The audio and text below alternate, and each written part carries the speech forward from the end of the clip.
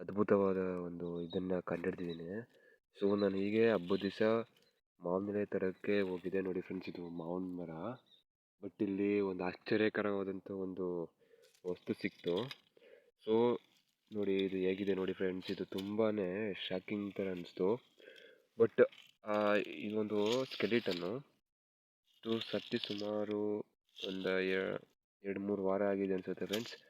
But ಇದು ನೋಡಿ, ಇದು ಯಾವುದ್ರದ್ದು ಸ್ಕೆಲಿಟನ್ ಅಂತ ಫೈಂಡ್ ಔಟ್ ಮಾಡೋದಕ್ಕೆ ಸ್ವಲ್ಪ ಕಷ್ಟ ಆಗ್ತಿದೆ ಫ್ರೆಂಡ್ಸ್. ಬಟ್ ಇದೊಂದು ಸ್ಕೆಲಿಟಲ್ ನಾವು ನೋಡೋದಾದರೆ ಯಾವುದೋ ಪ್ರಾಣಿದೆ ಅನಿಸುತ್ತೆ ಸ್ಕೆಲಿಟನ್ನು. ಇದು ತಲೆ ಬುರುಡೆ ಫ್ರೆಂಡ್ಸ್. ಇದು ಕರೆಕ್ಟಾಗಿ ನೋಡ್ತಿದ್ದೀರಾ, ಇದು ತಲೆ ಬುರುಡೆ. ಬಟ್ ಈ ಸ್ಕೆಲಿಟನ್ನು ಎಲ್ಲಿದೆ ಅಂತ ಗೊತ್ತಾಗ್ತಿಲ್ಲ. ಸೊ ನಿಮ್ಗೇನಾದರೂ ಗೊತ್ತಾದರೆ ನೋಡಿ, ಇದರ ಹಲ್ಲುಗಳು ನೋಡಿ, ಸ್ವಲ್ಪ ಹಲ್ಲುಗಳು ಕ್ಲಾರಿಟಿ ತೋರಿಸ್ತೀನಿ.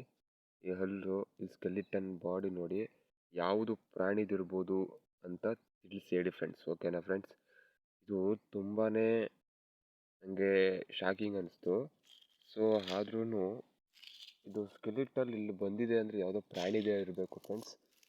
ಇಲ್ಲಿ ಈ ಸ್ಕೆಲಿಟನ್ ಬಿಟ್ಟರೆ ಬೇರೆ ಸ್ಕೆಲಿಟನ್ ಯಾವುದು ಕಾಣಿಸ್ತಾ ಇಲ್ಲ ಇಲ್ಲಿ. ಸೊ ಐ ಥಿಂಕ್ ಯಾರಾದರೂ ವಿಡಿಯೋನ ನೋಡ್ತಾ ಇದ್ದರೆ ಈ ಸ್ಕೆಲಿಟನ್ ಯಾವುದಿರ್ಬೋದು ಅಂತ ನೋಡಿ ಹೇಳಿ. ಏಕೆಂದರೆ ಇದು ತುಂಬಾ ಶಾಕಿಂಗ್ ಅನಿಸಿದೆ. ಮತ್ತು ಹಬ್ಬಕ್ಕೆ ಮಾವಿನ ಎಲೆ ಕಿತ್ಕೋಬೇಕಂತ ಬಂದಿದೆ, ಈ ಥರ ದೃಶ್ಯ ನನಗೆ ಕಾಣಿಸ್ತು.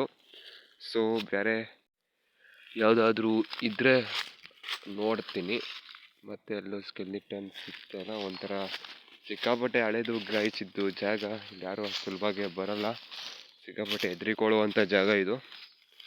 ಸೊ ನಾನು ಹಬ್ಬಕ್ಕೆ ಮಾವಿನ ಎಲೆಗೋಸ್ಕರ ಬಂದಿದ್ದೀನಿ. ಬಂದಾಗ ನನಗೆ ಆ ಥರ ಒಂದು ಸ್ಕೆಲಿಟನ್ ಸಿಕ್ತು. ಅದರದ್ದು ಮಿಕ್ಕಿದ ಸ್ಕೆಲಿಟನ್ಗಳು ಎಲ್ಲೂ ಇಲ್ಲ.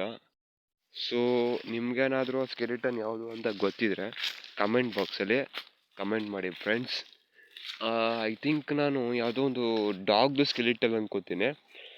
ಸರಿಯಾಗಿ ನೀವು ನೋಡ್ಬೋದು ಈ ಸ್ಕೆಲಿಟನ್ನ, ಸ್ವಲ್ಪ ಮುಟ್ಟಕ್ಕೆ ಏನಿಲ್ಲ. ಸೊ ಕರೆಕ್ಟಾಗಿ ನೋಡ್ಬಿಟ್ಟು ತಿಳಿಸಿ ಫ್ರೆಂಡ್ಸ್.